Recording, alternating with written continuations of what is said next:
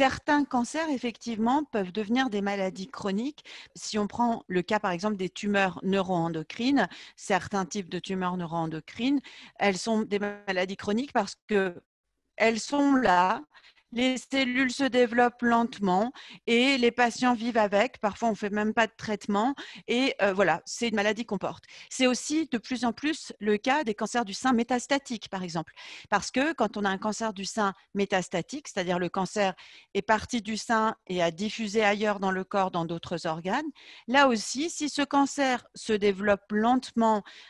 dans chacun de ces organes, voire pas du tout parce qu'on a donné un traitement qui stoppe le développement des cellules cancéreuses, leur multiplication, bah finalement, nos patientes, elles vivent avec ces cellules cancéreuses qui sont là, qui soit ne se développent pas, sont au repos, soit même régressent, mais elles vivent avec leur traitement, un peu comme des diabétiques. Elles ne peuvent pas arrêter leur traitement, mais pourtant, elles vont bien, elles sont en bonne santé et le cancer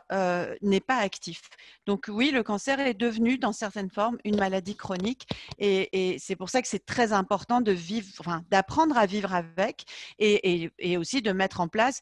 toutes les mesures pour que les patientes vivent bien sans souffrir de leur traitement ou de leur maladie.